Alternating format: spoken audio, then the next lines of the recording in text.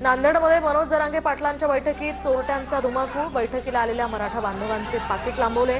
मराठा बांधवांकडून रंगेहात पकडत चोरट्याला चोप। पोलिसांनी हस्तक्षेप करून चोरट्याला ताब्यात घेतले।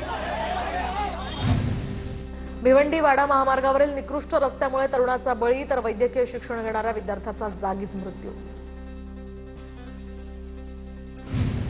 नागपुरात घरफोडी आणि वाहन चोरी करणाऱ्या एका रेकॉर्डवरील आरोपीला अटक। सीताबर्डी पोलिसांची कारवाई। आरोपीवर 20हून अधिक पोलिसात गुन्हे दाखल। वसई विरार पालिका क्षेत्राची हद्द वाढणार। 29 गावांचा या महापालिकेमध्ये समावेश होणार। राज्य शासनाकडून अधिसूचनाही जारी। मुंबईत मालमत्ता धारकांना कर भरण्यास मुदतवाढ। बिलांच्या छपाईला विलंब आणि टपाल खात्याच्या प्रक्रियेमुळे बिलांच्या वितरणाला उशीर। 1 नोव्हेंबरपर्यंत मालमत्ता कर भरण्यासाठी मुदतवाढ।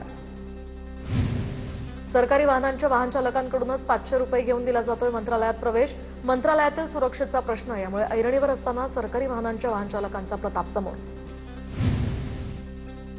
पुण्याहून नागपूर कोल्हापूरला जाणाऱ्या एक्सप्रेसला 4 जनरल डबे वाढवण्यात येणार। तर 5 सप्टेंबरपासून 4 जनरल डबे वाढवण्याचा निर्णय। पुण्याहून नागपूर कोल्हापूरकडे जाणाऱ्यांना आता दिलासा। स्वातंत्र्य दिनाच्याच दिवशी पुण्यातील नगर रस्ता परिसरातील पाणी पुरवठा बंद राहणार। पाणी पुरवठा करणारा भामा आसखेड जलकेंद्र बंद राहणार। महापारेषणकडून वीज वाहिन्यांच्या दुरुस्तीचं काम हाती घेण्यात आलंय, त्यामुळे हा निर्णय।